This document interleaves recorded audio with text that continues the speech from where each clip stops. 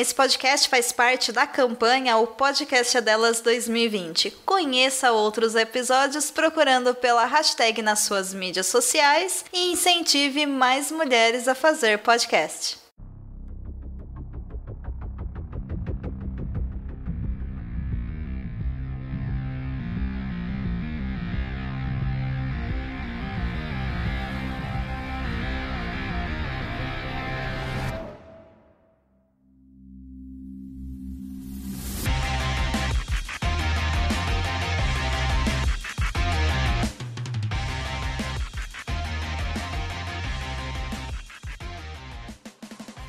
E estamos de volta com o BBcast, o seu podcast de automobilismo e outros nerds. No episódio de hoje vamos falar sobre o preview do GP da Austrália. E aqui comigo está a Débora Santos Almeida. Olá amigos, sejam bem-vindos a mais este podcast. E bom, finalmente a Fórmula 1 está de volta. Exatamente, finalmente teremos um convidado aqui muito que especial, o homem que me introduziu ao podcast de forma profissional. Seja bem-vindo, Valese. Oi Rubens, oi Débora, olá cabeças de gasolina, vamos aproveitar esse GP da Austrália, peraí, deixa eu começar de novo.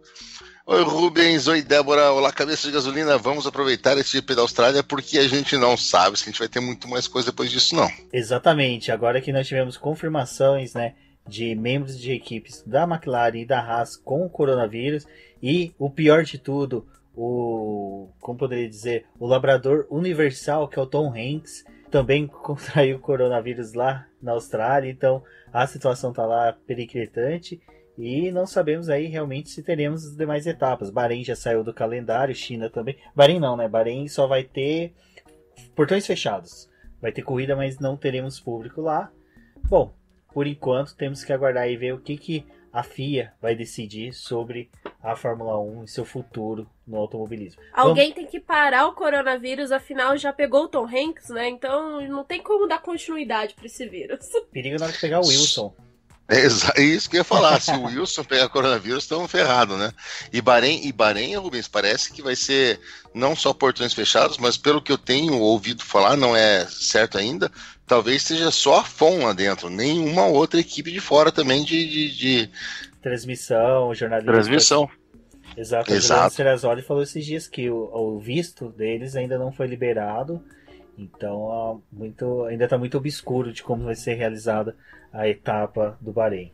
Mas... E a Fórmula E hoje também acabou falando, né, que vai cancelou a etapa de Jearta e provavelmente se tiver as próximas etapas eles vão fazer também com tudo fechado só para poder ocorrer, até porque eles estão na 6ª etapa, mas boa parte do calendário deles já está sendo afetado por conta do coronavírus. Bom, vocês viram que tanto o Valese, o Débora e eu estão tão empolgados aí para poder falar sobre a Fórmula 1, o seu retorno. Eu não posso deixar de agradecer nossos apoiadores, aqueles que auxiliam o Boletim do Paddock pelo programa Apoia-se.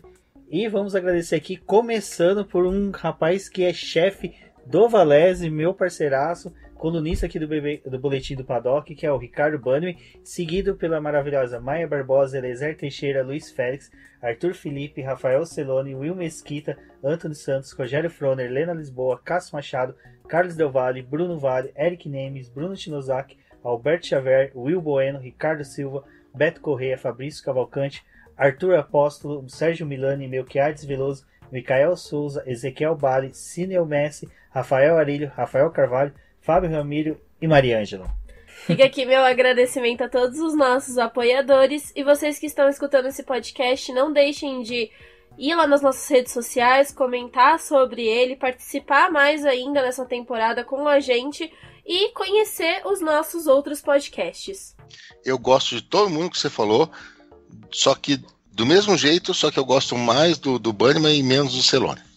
É que o Celone é aquele rapaz que chegou e a gente ainda não sabe o que fazer com ele. Brincadeira, é um rapaz de coração muito grande, mas a gente ainda não sabe como encaixá-lo nessa sociedade.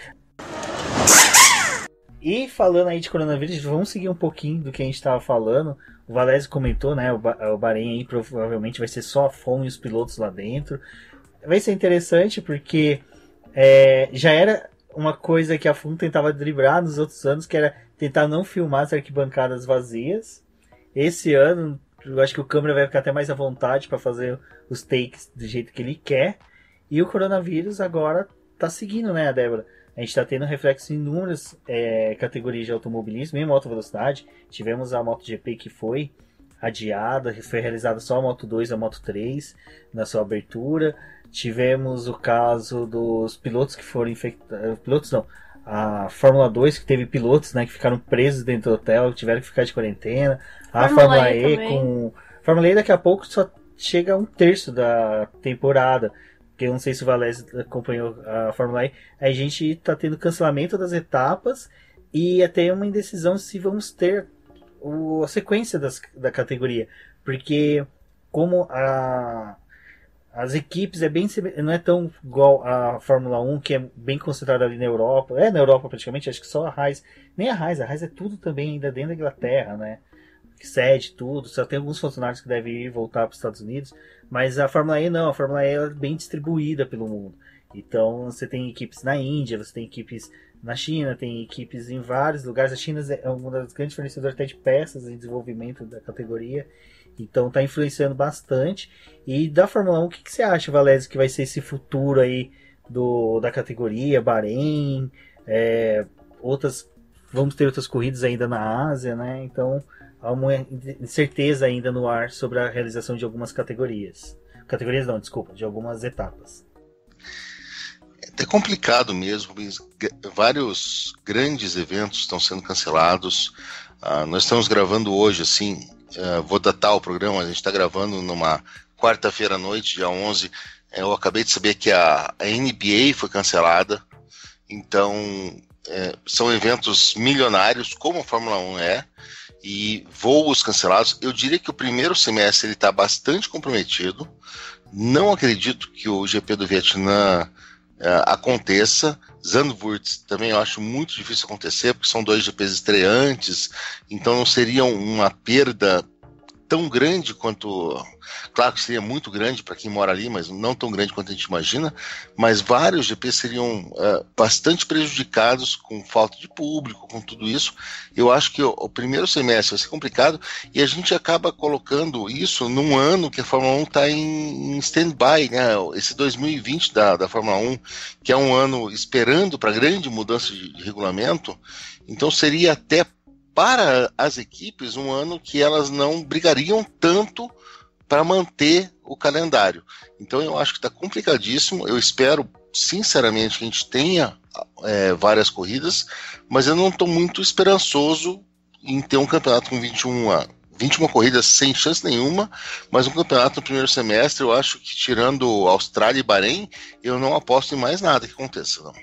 Eu também tenho essa mesma perspectiva, assim, da categoria.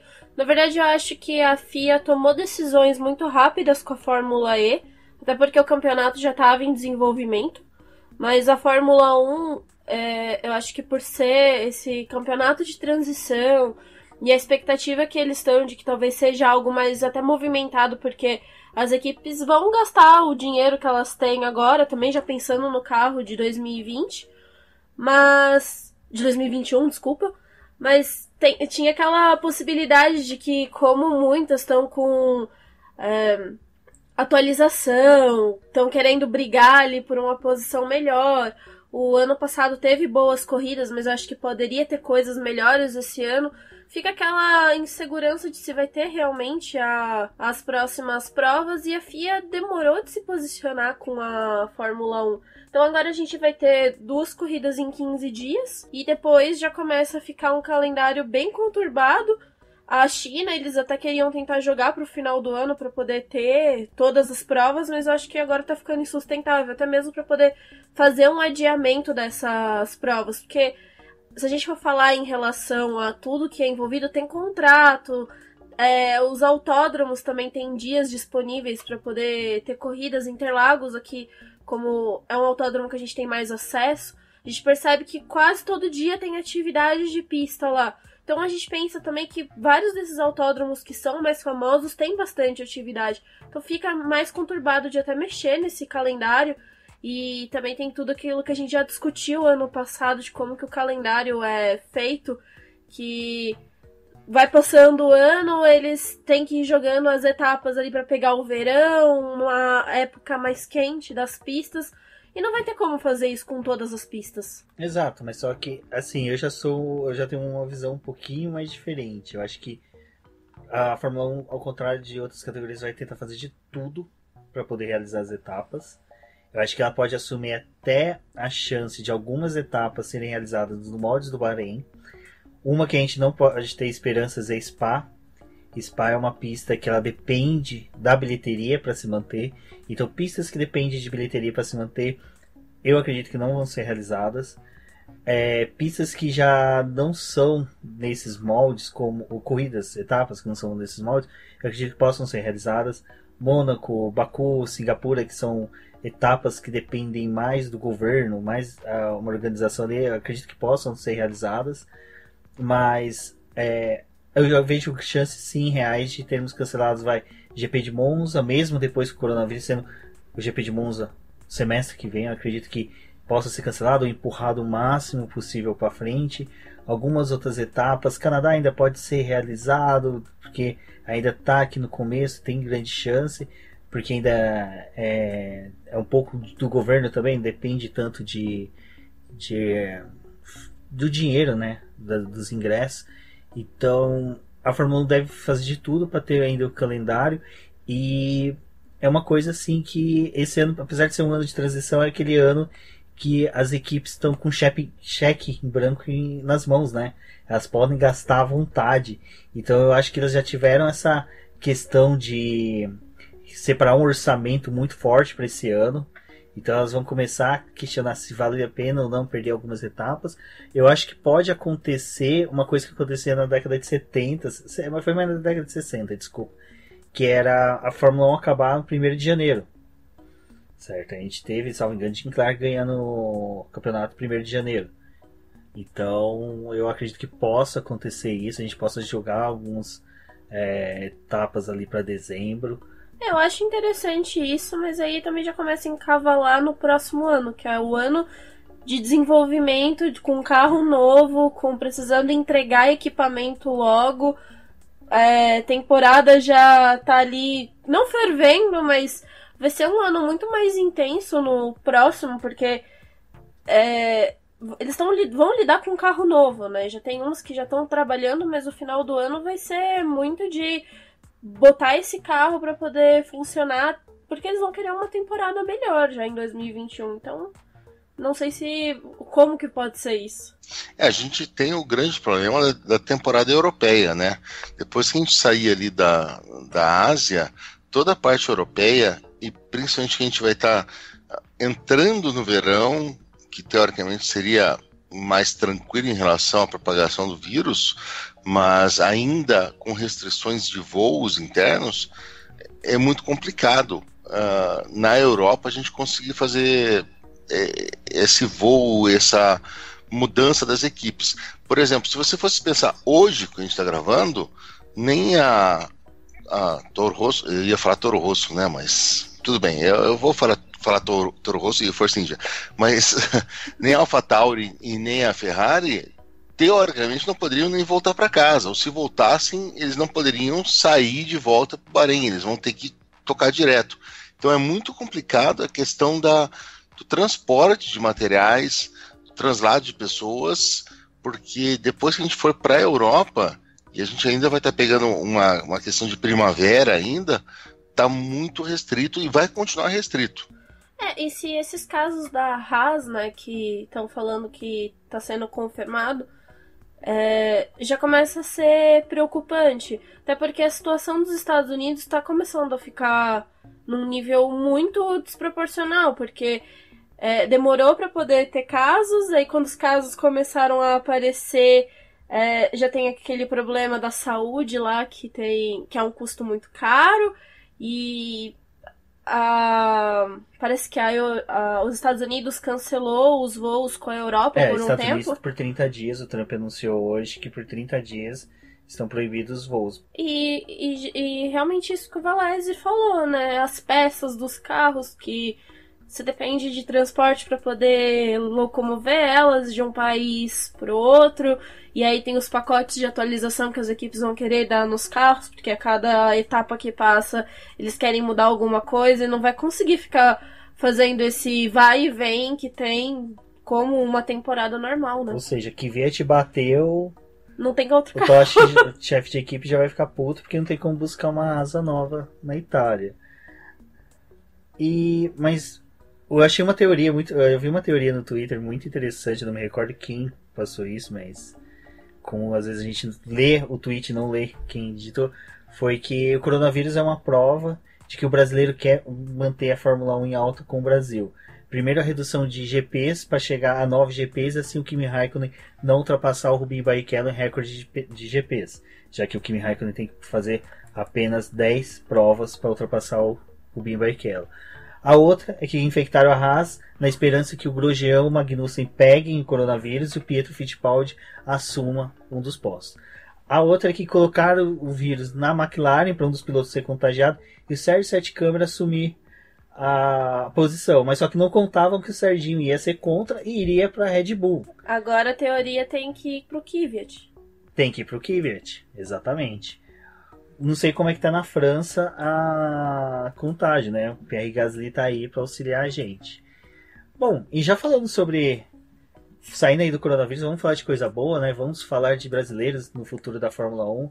Valese, Sérgio Sete Câmara anunciado agora na Red Bull, retornou, né?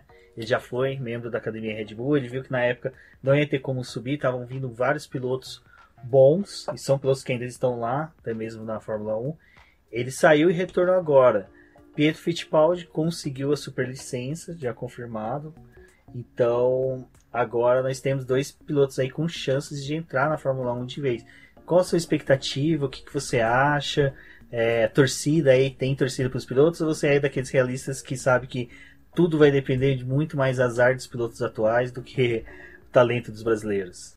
Eu não vou torcer contra quem tá lá, mas eles estão na bola 8, como a gente fala, né? Os dois estão na bola 8. A Haas a gente sabe, inclusive quem assistiu o Drive to Survival, sabe que os dois pilotos da Haas, eles vivem numa corda bamba. O Gunter, ele tá por aqui com os dois. Então o Pietro, ele tá a um pentelésimo de assumir esse carro. Que legal se for isso. E o Serginho, que é um cara que merece muito, ele tem 4 carros para assumir, que também é de uma equipe ou de 2 equipes, que tem o mesmo dono, o mesmo manager, que ele já provou que ele pode fazer qualquer mudança no meio da temporada. Então a gente tem 2 brasileiros na boca para entrar na Fórmula 1.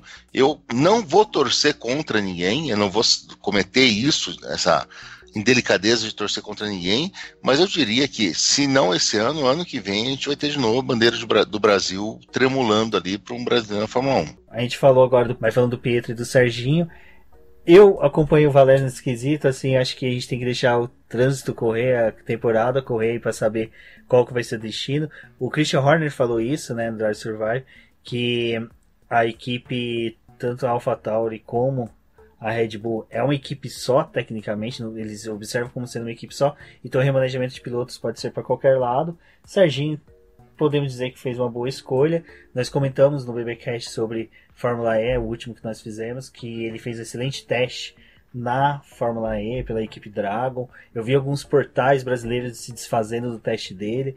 Para quem leu esses portais, não desanimem se caso um dia ele for para a Fórmula E. A equipe que ele trabalhou era uma equipe nos moldes da Williams, um carro muito ruim, e ele conseguiu levar para a 2ª posição dos testes. Então, assim, ele tinha pilotos mais gabaritados do que ele competindo, participando dos testes. Ele levou uma equipe ruim para a 2ª posição.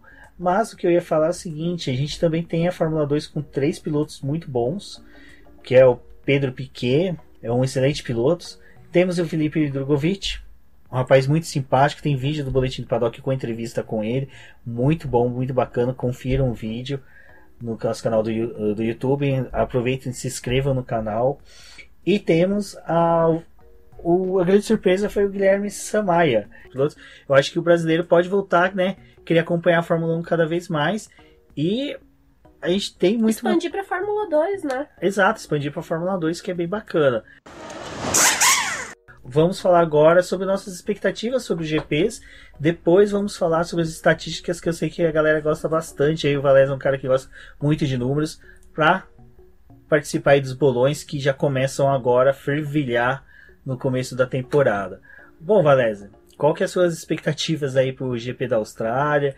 O que você viu aí nos últimos dias de mudanças, de bate-papo, de assuntos sobre a pré-temporada? O que você está vendo, o que você está sentindo que vai ser esse começo de temporada? O GP da Austrália, ele é sempre legal. Tem muita gente que fala que o GP da Austrália é chato. Eu não acho nem um pouco chato. Ele não tem a ver com o resto da temporada. Ele é um pouco descolado do resto da temporada, porque acontece muita coisa diferente ali. Mas ele é, além do fato de ser o primeiro do ano, e que a gente está morrendo de vontade de assistir uma corrida, ele é muito legal para a gente ver um pouquinho do balanço de forças que às vezes você vê durante a corrida, mas elas não se espelham no resultado final. Então, eu espero sim uma Mercedes muito forte, eu espero uma briga muito grande entre a Red Bull e a Ferrari. Diria até, pelo que eu vi e com dor no coração, um pouquinho mais para a Red Bull, mas o que eu estou querendo ver demais é aquela briga de meio de pelotão. A Racing Point está muito forte. Eu acho que a McLaren, por mais que me doa dizer isso, Rubens, vem com uma força muito grande também. A Renault, a gente não pode achar que a Renault está vendida. Eu acho que a Renault tem pilotos espetaculares e tem um carro muito legal, não mostrou tudo que tinha. Então a gente vai ter uma briga de meio de pelotão, que essa sim vai nos dizer como é que está o balanço e o equilíbrio de forças na temporada inteira. Então, por mais que de repente o pódio não mostre o que vai ser o campeonato, mas aquele miolinho do 7º até o 12º lugar vai ser muito importante para quem gosta de Fórmula 1 ver como é que vai ser a grande briga de 2020. Bom, a minha expectativa é com relação à Red Bull. Eu acho que eles talvez vão vir mais fortes, começar um campeonato melhor do que ser aquela equipe que dá updates e atualizações nesse carro mais pro meio da temporada. Então eu espero que tenha uma briga grande ali com a Mercedes. E com relação à própria pista da Austrália, muito se falou durante os testes da pré-temporada que a Ferrari não estava tão bem com um carro de reta, mas é como o Valéz falou, essa pista é diferente das demais do calendário, ela tem bastante curva e isso, no cenário que a gente tem, conhecendo a Ferrari até agora, ela poderia se dar bem nesse circuito por ter bastante curva. Então, eu acho que... Eu espero que talvez tenha uma boa disputa do Verstappen ali pela primeira posição, para poder até destabilizar um pouquinho a Mercedes, a gente poderia falar assim, porque eles começaram a temporada passada muito forte. O Bottas, ele teve uma corrida surpreendente, porque ele não conseguiu a pole, mas ele atacou o Hamilton e venceu a corrida de uma forma espetacular, assim. Foi uma corrida bem diferente das que ele teve na carreira dele, até mesmo no ano passado. E eu acho que seria interessante ver essa briga da Red Bull com a Mercedes. A McLaren vem forte, também gostaria que ela tivesse, talvez num pódio, alguma coisa assim, quebrar um pouquinho do que a gente está acostumado a ver. Eu não duvido, eu acredito que a evolução que a Red Bull conseguiu para este carro foi muito grande. O Christian Horner era uma coisa que ele reclamava muito, mas só que as reclamações do Christian Horner em questões técnicas sempre são muito veladas quanto ao equipamento deles. Não é o que ele fazia com o motor da Renault, mas nos últimos semestres ele reclamou muito que o carro só se desenvolvia no final do ano. E ele queria um foco muito especial para o carro começar já bem e ter um desenvolvimento natural durante o ano, como é o das demais equipes. O interessante dessa corrida, recomendo a todos assistir já o primeiro treino, né, o TL1, que é legal que pela primeira vez a gente vai ver os carros no ambiente certo deles. Porque quem assistiu a pré-temporada, quem acompanhou a pré-temporada, viu o carro no ambiente frio, não condiz com as características que o carro precisa. Então, o primeiro treino do livro devemos ter uma movimentação muito boa de carros em pista. Eu aposto que a gente vai ter muita Williams na pista, nós vamos ter muita Haas na pista também querendo desenvolver. Force India, como Race Point, como o Valério falou, que vem forte, ela quer provar que ela não é só um azarão, que ela só não fez bonito na pré-temporada. Então, eu acho que os treinos livres vão ser interessantes de assistir, são os horários até, pelo menos o primeiro e o terceiro é tranquilo de se assistir. E meu palpite é realmente uma briga forte entre Mercedes e Red Bull. Ferrari ali, eu acho que vai ser um GP em que a gente vai ver os dois pilotos querendo dar as cartas para ver quem que é o primeiro piloto já de início, mas só que de uma forma bem mais tranquila, suave do que foi o final da temporada passada. E Red Bull, com certeza, né, vem fortíssima. E eu coloco a briga pela quarta posição. Eu acredito piamente que vai ser entre a AlphaTauri e a McLaren. A Race Point, eu tenho um otimismo para o desenvolvimento dela, tenho, mas só que o meu receio são pilotos e um pouco de que pode ser falho essa cópia da Mercedes. Às vezes eu tenho um pezinho atrás, mas eu acho que durante o ano a gente vai ver a Racing Point se desenvolver, mas nesse começo ainda vai ter uma disputa muito próxima ali entre a AlphaTauri e a McLaren, o que seria bem bacana, porque são duas equipes com pilotos jovens, pilotos que querem provar seus valores dentro da categoria. Então vamos ver aí no que dá essa primeira etapa aí a ser realizada. Bom, agora pessoal, pegue seus papéis e canetas, vamos anotar as estatísticas para você que vai participar aí de um bolão da Fórmula 1, que quer apostar, participa aí dos bolões que concorrem a Celtas, cestas básicas e outros afins. Vamos falar agora dos números de vitórias, poles e de voltas rápidas. Lembrando que voltas rápidas faz ponto, né? Então, todos os bolões aí tá sempre contando com esses números. Vamos começar pelo Valese, nosso convidado, que vai falar um pouco aí sobre os números de vitórias na Fórmula 1 no circuito de Melbourne. Lembrando que quando a gente fala de números de uma etapa, é sempre restringindo aquele GP, aquela pista, né? Simplesmente porque ela é para não interferir, né, nas questões de as chances de você apostar aí. E o legal de Melbourne é que os números condiz realmente desde o começo ao fim, sem ter chance de alguém falar assim, pô, mas a pista de 96 quando começou era diferente de hoje. Não, ela é a única pista que sempre foi igual, não teve nenhuma alteração. Aí você fala, mas é uma pista quase de rua. Mônaco teve mudanças, Baku teve mudanças, Singapura teve mudanças, e Melbourne é uma pista que não mudou desde 96. Você sabia disso, Valério, dessa efeméride sobre a pista? Sim, Melbourne é uma constante que a gente tem na Fórmula 1. É muito legal isso, porque e o pessoal adora essa pista e tal. E é muito bom porque você consegue ver, se você entrar em qualquer site de estatísticas, tudo, a evolução dos tempos de pole position, os tempos de corrida que a gente tem, e a gente vai vendo como a Fórmula 1 foi evoluindo bastante em questão disso. Se a gente for pegar desde 96, o histórico de Melbourne, Schumacher tem 4 vitórias, aquele que não posso dizer o nome tem 3 vitórias, é Jenson Button, Sebastian Vettel tem 3 vitórias também. Não sei por que Vettel está atrás de Button aqui onde você escreveu. Vettel tem 3, Button tem 3, então acho que Vettel tinha que estar na frente.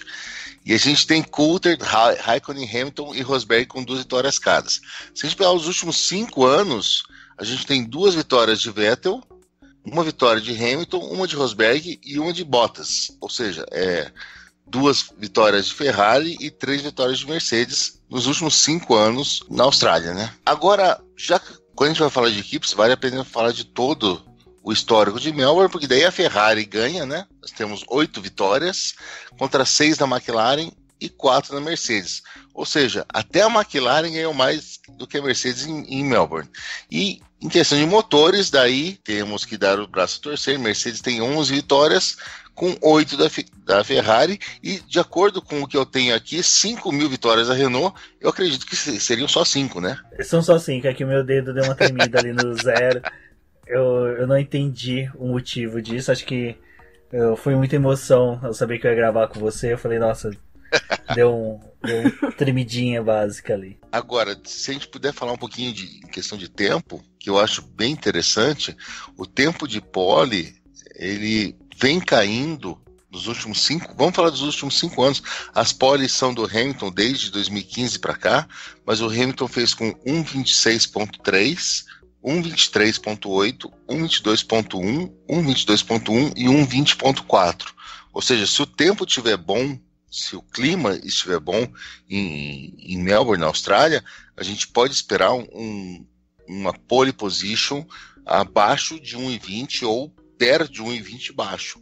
Para quem gosta de apostar em cima disso, vale a pena também pensar nesse número. E uma coisa que é interessante aí sobre os tempos é que a melhor volta ela é uma questão que ela não teve uma evolução tão grande quanto a volta de pole, né? A primeira foi do Jacques Villeneuve lá em 96 com 1 minuto e 33. Aí logo já em 2001, pouco foi com 1 minuto e 28 com Michael Schumacher. E recentemente o Daniel Ricciardo fez em 2016 também na casa de 1,28. Então a gente vê que ali na corrida realmente questão ali de características, né? Economia de combustível, economia de pneus fazem com que os pilotos não tenham uma evolução tão grande. Mas uma efeméride de tempo que é bem interessante aí de pole é que o Giancarlo Fisichella em 2005 fez a pole com 3 minutos 1 segundo. Ou seja, ele fez um miojo no cockpit dele com certeza. Porque ele saiu dos boxes e falou, gente, faz um miojo aí pra mim, já tô voltando. Voltou e comeu esse miojo. Porque 3 minutos deve ter sido um pandemônio, deve ter sido um qualify feito na chuva total. Agora, Valézio, vou falar dos tempos de voltas rápidas. Nossos pilotos que foram com voltas mais rápidas. Nós temos o Kimi Raikkonen, que é uma característica dele, que ele tinha antes, quando ele não achava que era só uma diversão tá ali na Fórmula 1. Ele fez 6 voltas rápidas, seguido com o Michael Schumacher com 3. Era uma característica do Michael Schumacher, que ele era um piloto que ele não buscava sempre voltas rápidas, né? Ele era mais querer sempre estar constante para conseguir a vitória. Nico Rosberg tem 2, Daniel Ricciardo tem 2 também.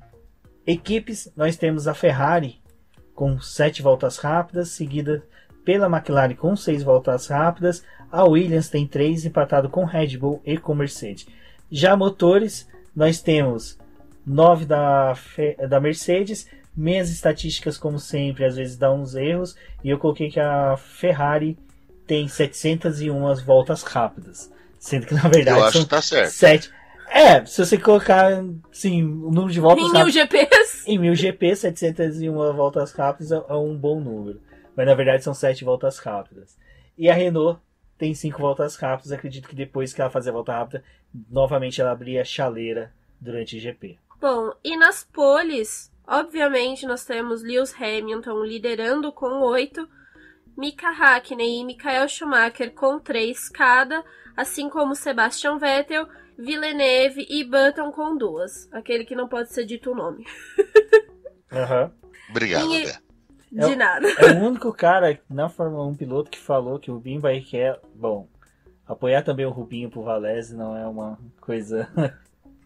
Não, eu acho o Rubinho um belo piloto. Um cara que realmente sofreu pela época que ele correu. Meu sonho é credenciar um dia o Valese como jornalista, imprensa do Boletim do Paddock, numa etapa da Stock Car, e fazer uma mesa redonda com o Rubinho Barrichello. Seria interessante, porque o Valese, como ferrarista, acompanhou muito bem o período da passagem do Barrichello na equipe, e é um dos caras que sempre teve uma opinião muito forte sobre o Barrichello, que não é aquela opinião comum do brasileiro. Então seria uma coisa bem bacana. Mas voltando ao número de poles... Só uma coisa, se você fizesse isso, a minha primeira pergunta pra ele ia ser: me desbloqueia no Twitter, por favor? Levantem a hashtag, pessoal. Quem tá escutando o BPcast, o Rubinho, desbloqueia o Valese. É uma boa. Excelente campanha. Daremos início agora, após esse BBcast ser publicado. Eu acho que tem que ser a hashtag de destaque. Bom, voltando lá pro número de poles... Em equipes, nós temos a Mercedes liderando com 6, então uma pole para cada ano dela ela tá vindo sendo seguida de pole desde 2014, desde Exato. a era híbrida. O último que teve pole antes do Hamilton foi o Sebastian Vettel. E depois a gente tem a Ferrari com 5 poles, seguida também pela McLaren com 5 e a Red Bull com 3. E nos motores, a Mercedes lidera com 12, a Renault com 6 e a Ferrari com 5. Então façam as suas apostas aí. Quem quiser ficar aí na margem mais segura que é a Mercedes, a gente também pode pensar aí um pouquinho na Red Bull para ela poder quebrar esse ritmo que a gente tá vindo aqui. Seria muito legal uma vitória aí do Albon, não do Verstappen. Acho que seria um começo de temporada assim sensacional. E Rubens, deixa eu puxar uma coisa assim dos tempos nossos, Opa. das saudades do 365 do Boletim do Paddock, mas você comentou um pouco antes que o traçado de Melbourne é um traçado que já tem há muito tempo, que sempre foi esse traçado, e para quem gosta da história da Fórmula 1, a gente tem, por exemplo, a curva 2 é a curva Brabham, a 5 é a Lauda, a 9 é a Clark, a 13 é a Ascari, a 14 é a Stewart e a 16 é a Prost. Ou seja, eles também pagam esse tributo à história da Fórmula 1. E que é algo legal, né? Hoje que a gente vive essa era da curva 1, curva 2, curva 3, é tão gostoso quando chega na Europa, né? Naqueles GPs clássicos, Monza, Spa, que você Mônaco, tem o nome das curvas, que você não fica por número. Tudo bem, a Fórmula 1, a gente tem os gráficos dela, tem o número, mas é tão gostoso quando fala variante Ascari, né? Curva do Cassino. É que a mesma coisa Stop acontece. Bus. Interlagos ainda segue isso, né? Oeste do Senna, curva do Sargento. As duas de Lesmo, né? Exato. Nossa, é um tesão, porque... E é legal que ainda a Austrália já começa pela curva Brava, né? Então, tipo, é um piloto que escreveu a história. Agora o Valese que vai me corrigir. Ele era australiano mesmo, né? O Jeff Brabham, eu não sei se ele não era neozelandês. Eu sempre me confundo com ele com o Alan Jones. Exato, ele é Alan Jones e não, ele é australiano mesmo. Ele é australiano. Ele é australiano, beleza. É porque a história dele com o Jim Clark e com o Bruce McLaren é uma coisa muito interessante, que os três ficavam viajando ali fazendo a Copa Tasmania, né? Tipo, indo pra Nova Zelândia. Então eles estavam sempre ali, e o Jack Brabham é o cara que sempre criou esse tumulto na minha cabeça da onde que ele é. Mas é interessante, né? Você já chega assim na pista tendo uma homenagem para um piloto que foi além de ser o campeão por os méritos dele de pilotagem, ele construiu o carro para ser campeão. E tem um post muito bacana do Valese também, que conta a história de um piloto que passou pela equipe Brabham, né? Puta, Valese, me fugiu o nome agora. Que aí você colocou o título como o urso que venceu o chefe.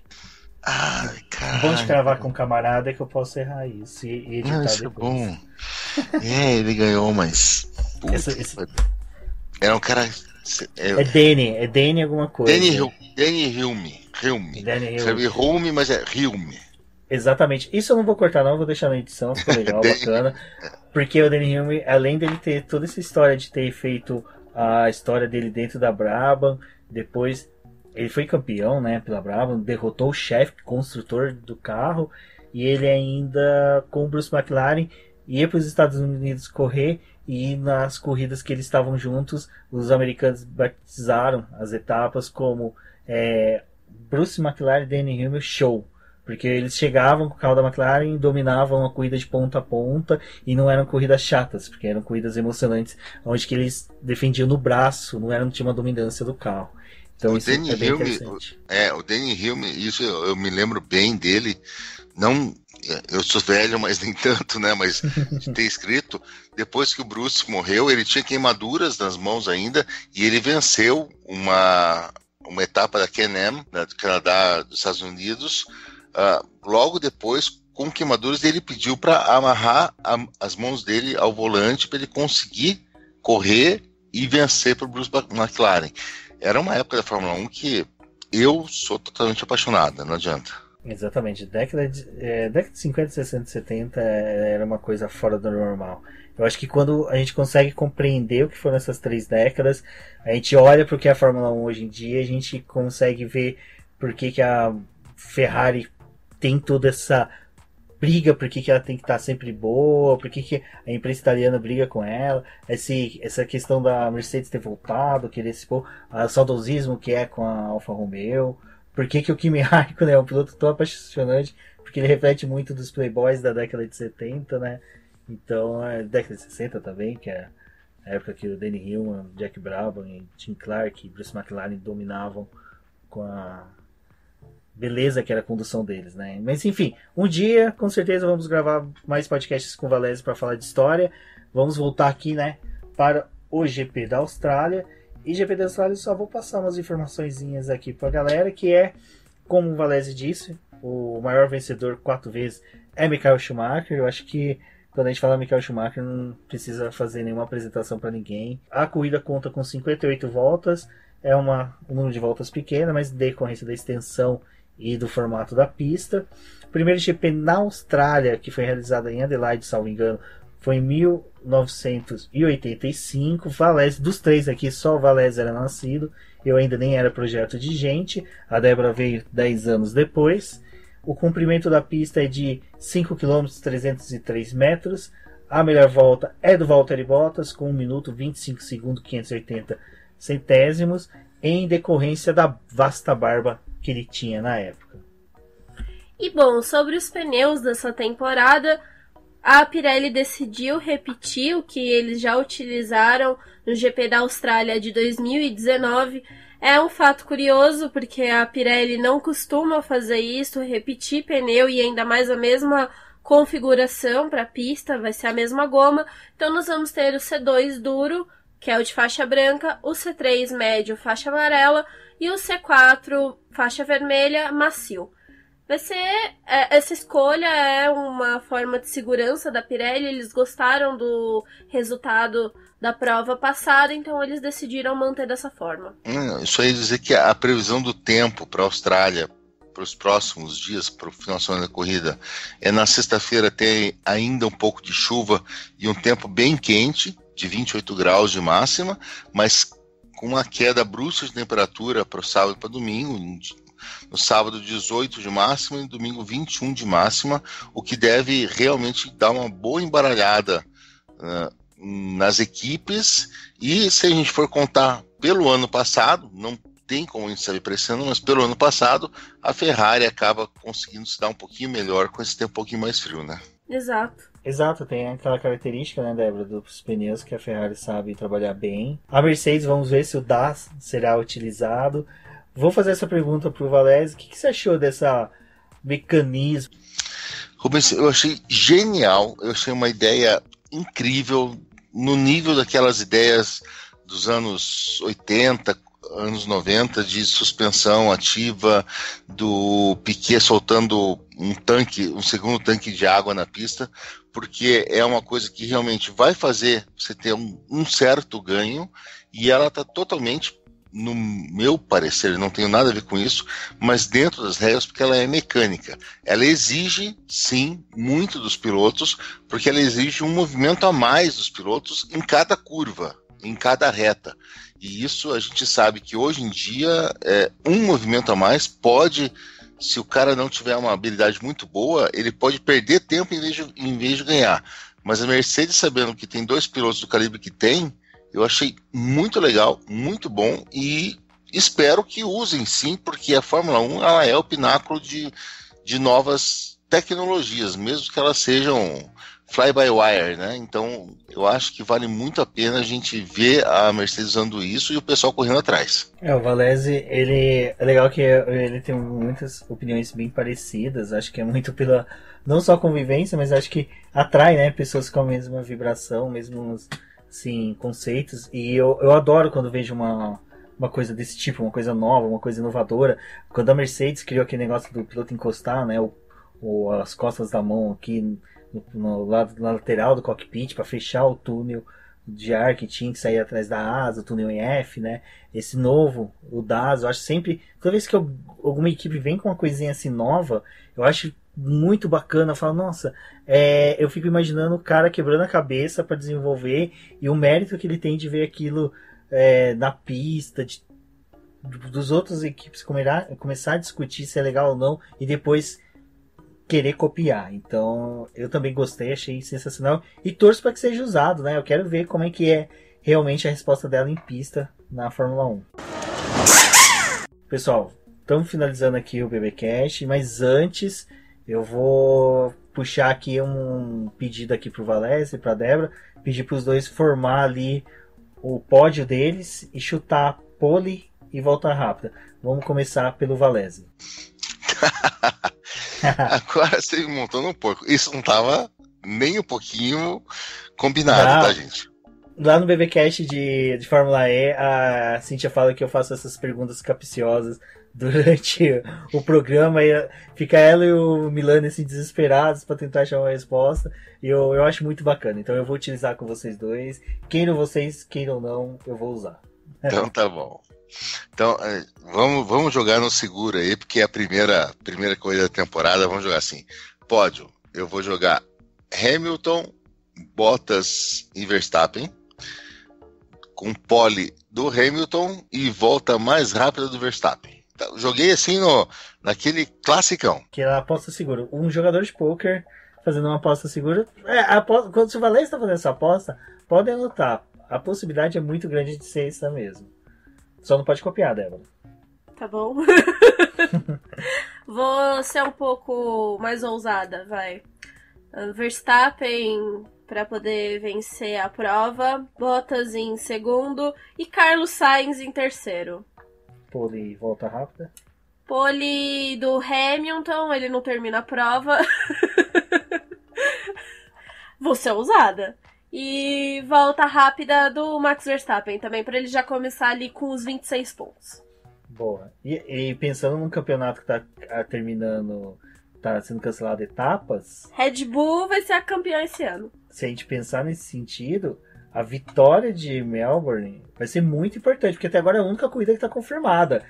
Quem ganhar e se chegar na segunda-feira, a Liberty fala não tem mais campeonato pro resto do ano, o cara que ganhou o Melbourne ganhou o campeonato. Não, pera, vai ter Melbourne e Interlagos, tá, gente? Só essas duas. Eu acho que esse coronavírus é o Valese, que ele colocou só para vir Interlagos. Daí a Liberty fala, não tem como jogar Interlagos lá para dezembro. Aí São Paulo fala, não, a gente joga pra dezembro. Aí o Valese vem. Ou antecipa. Deus queira. Ou antecipa, ou depois. Ou outubro ou dezembro. dezembro. Tem que antecipar. Acho que tinha que fazer Interlagos mais de uma etapa. Circuito... Tipo Stock Car, né? É, tipo Stock Car. Coloca sentido oposto, faz... Não, a gente faz assim, ó. Já aproveita que a Stock Car se uniu com a Truck pra fazer uma etapa em Interlagos, coloca a Fórmula 1 também. A gente faz um final de semana recheado. Não, mas... Ou então a gente faz Fórmula 1 assim, já que aqui no Brasil tá tranquilo, a gente faz Interlagos, Birigui. Onde é que mais que os carteiros correm? Fazemos em todas as pistas dos carteiros.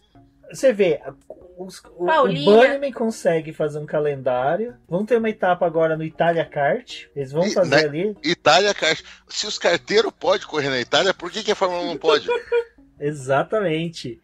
E vocês viram que eu tô tentando empurrar para não falar minha aposta. Cancelado, né? Exato. Bom, deixa eu fazer minha aposta. A minha aposta vai ser um pouco diferente de vocês, mas é porque eu quero ver o circo pegar fogo. Eu quero vitória do Vettel, Leclerc em segundo, emborrado, com volta rápida, para ficar bem próximo do Vettel em pontuação. A pole, em terceiro lugar, vai ser do Lewis Hamilton. A pole vai ser do Verstappen, para poder dar aquela... Quando a pessoa olhar assim, o GP de Melbourne fala, mano, alguma coisa aconteceu. A pessoa perdeu, acordou com o Globo Rural tocando, sabe? A pessoa, vou assistir, acordou com o Globo Rural tocando, acorda e fala, deu alguma coisa de errada. Não, alguma coisa se você muito falou errada. Vettel, com o Leclerc em segundo com volta rápida, o Leclerc não pôde passar ainda por cima. Teve Exatamente. Ordem de equipe, eu acho que o Binotto vai ficar no mureta jogando pedra ano passado. Leclerc. Qual? Repetir a ordem de equipe do ano passado. O Leclerc foi repreendido pela Ferrari para não passar o Vettel, porque o Vettel tava com problema de pneu. Exato, foi, né? Em Melbourne teve isso. O que eu acho justo. Não, se a gente parar pra pensar, e o Valese assistiu o Dart Drive, lembra que o Leclerc, uma das primeiras falas dele na série é que ficou bem claro pra ele que ele seria o segundo piloto. Então, olha aí, gente, ó. Essa é uma coisa... Eu queria aproveitar o BBcast para dizer isso para todo mundo. Gente, O Twitter vai bombar, todo mundo vai ter que ficar em casa por causa do coronavírus, então vai usar muito Twitter e tal. Então, eu queria que todo mundo entendesse, 6 bilhões 999 milhões da população mundial entendesse que o Vettel é o primeiro piloto da Ferrari. E a única pessoa que não pode entender isso é o Vettel, porque ele tem que saber que o Leclerc não vai aceitar isso. Não, e até é interessante que a gente entrou nesse mérito. O Valese, você acompanha a Fórmula 1 desde quando? Desde qual temporada, Valese? Assim, piamente, sem, assim, acompanhando, lendo, sempre buscando saber sobre a categoria. Sim, acompanhar de verdade e tal, 85, 86, mas me perguntem de Fórmula 1 a partir de 89. Perfeito, 89, excelente ano. Que daí no ano seguinte nós já tínhamos o Prost lá. Por que eu quis entrar nisso? O Valério sabe que a Ferrari sempre foi, e uma coisa que eu falei no BBcast sobre a apresentação dos carros é: a Ferrari é a Ferrari. Primeiro vem Ferrari, depois todo o tributo ao Enzo Ferrari, e depois vamos discutir quem que vai ser o segundo piloto. Eles sempre fixam, né, Valério, o primeiro piloto, o seu segundo piloto, e é muito difícil o segundo piloto tentar avançar. Até mesmo existe aquelas teorias de conspiração que a Ferrari não queria que o Irvine ganhasse em 99, porque eles queriam que o primeiro título da Ferrari, após aquele hiato gigante lá de quase 25 anos, se eu não me engano, de 100 títulos, fosse do Michael Schumacher. Por isso que em 99 eles não fizeram muita questão do Irvine vencer. Obrigado, o título ficou com a McLaren. Então, Valézia, eu acho que essa discussão que teve ano passado de que o Leclerc tinha que ser o primeiro piloto, sabe, bem sendo nítido que o Vettel era o primeiro piloto declarado desde o primeiro GP, ficou, na minha opinião, foi um pouco chato, mas você acha que nesse ano já a gente vai ter como poderia dizer, uma taxação, assim, vai ficar já fechado que Vettel é o primeiro piloto ou Leclerc é o primeiro piloto? Não, o Vettel é o primeiro piloto. É exatamente isso que você falou. Na escuderia Ferrari, gente, entendam isso. Não queiram trazer para uma briguinha que tem todo ano. Escuderia Ferrari em primeiro lugar, Enzo Ferrari em segundo lugar, Luca de Montezemolo, São Luca de Montezemolo em terceiro lugar. Depois você vê o Abismo, o Pré-Sal. Daí você vem o primeiro piloto da Ferrari, que é Sebastian Vettel. Depois você tem bloquinhos de carnaval. Depois você tem o coronavírus. E depois você tem o segundo piloto da Ferrari, que esse ano é o Charles Leclerc. O Charles Leclerc é ruim por causa disso? Não é ruim por causa disso. Mas aonde ele está trabalhando, ele vai estar lá. Se em qualquer momento de 2020... o Charles Leclerc e o Sebastian Vettel tiverem a chance, os dois, de comerem uma bolacha, a última bolacha bono do pacote, essa bolacha vai para Sebastian Vettel. Isso é normal, isso é natural, e quem conhece Fórmula 1 e quem entende Ferrari vai saber do que é isso. Não adianta torcer contra. Exato, é uma coisa que eu vi o ano passado o pessoal discutindo, eu falava assim, não se mete, aguarde, porque futuramente a Ferrari vai ter que demonstrar isso. Até na própria apresentação do carro eles falavam, né? E aí esse ano eles estão usando muito mais, né? Aquele hashtag série Ferrari, né? Essa é Ferrari. Porque eles querem mostrar que, olha, a equipe em primeiro lugar. Os pilotos vêm depois. Primeiro, eu acho que é muito mais uma gana até para tentar o título de construtores do que depois pilotos, do que realmente seguir nessa toada. Afinal, o campeonato de construtores é o que realmente vale, né, pra Fórmula 1. É o que vai ditar o dinheiro que você vai ter. O campeonato de pilotos não é tão essencial. Não é que não é tão essencial, é ele que vai juntar os pontos pra equipe, mas... Gente, o Enzo Ferrari, ele ferrou até com o Justiceiro da Marvel, pra quem assistiu o Ford vs Ferrari. Você acha que ele não vai ferrar com o piloto? Tem isso, e pensando bem, é o que a Débora falou. A Ferrari segue nessa linha, e como ano que vem temos o orçamento restrito, a premiação, eu não acredito. Lembro que no cálculo que tem, a equipe, assim, o orçamento não vinculava a premiação. Então, orçamento é aquilo que a empresa vai no banco buscar.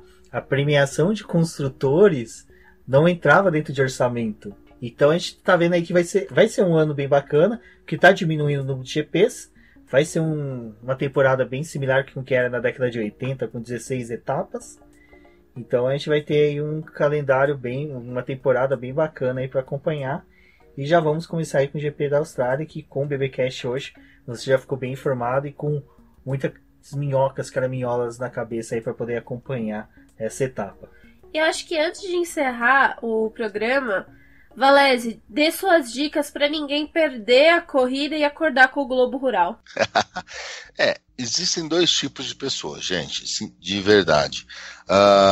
Pessoal que toca direto, e eu acho muito legal, fui uma dessas pessoas por muito tempo. Uma grande dica para quem vai tocar direto: evite destilados, tá? Vai na cervejinha, bate um papo pessoal, não vá no destilado.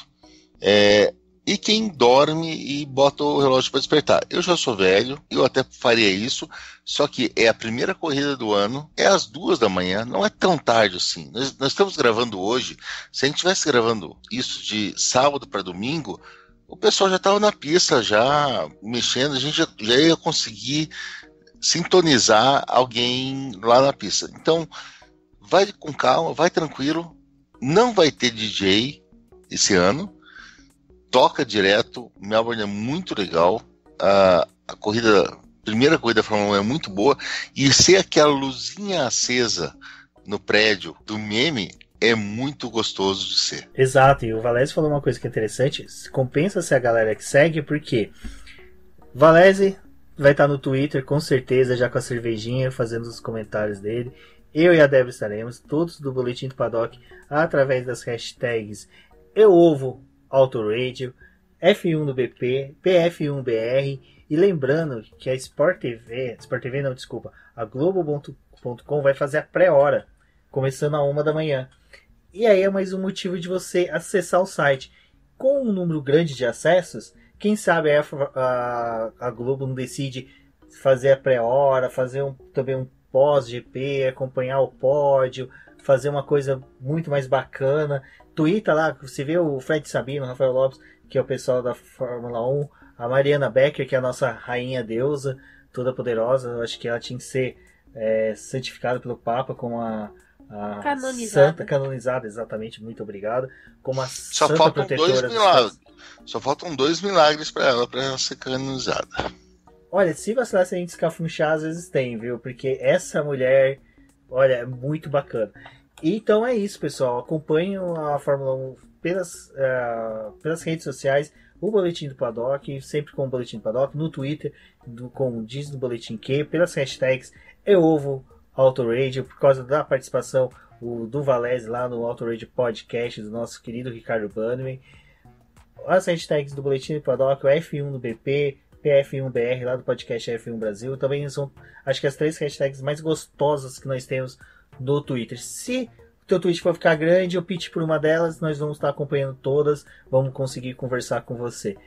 Bom, eu sou o Rubem GP Neto, um forte abraço a todos e até a próxima. Bom, eu sou a Débora Almeida, no Twitter como The Flowers. Escutem o nosso BBcast do ano passado para poder ver o preview e conhecer um pouco da história da pista de Melbourne. Lá a gente falou um pouquinho dela, falou um pouco de Adelaide, como que foi o surgimento das corridas no país.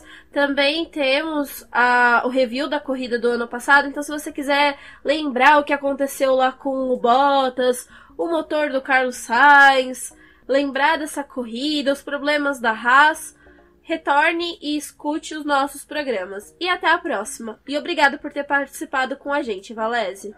Exato, Valese. Muito obrigado e fale aonde você pode ser encontrado nas redes sociais. Gente, obrigado por me chamar para gravar aqui. Eu estou no Twitter no @cevalese, com opiniões não embasadas sobre a Fórmula 1 o tempo inteiro. Estou no Autoradio Podcast, a gente está falando sobre Fórmula 1 e também sobre música. Esse mês, que é o mês das mulheres, estamos falando bastante sobre mulheres na música, é muito bom. E no Boletim do Paddock, eu acesso todo dia, é o melhor lugar para a gente saber sobre automobilismo no Brasil, e de vez em quando eu escrevo um pouquinho lá também. Isso é tudo bem, pessoal.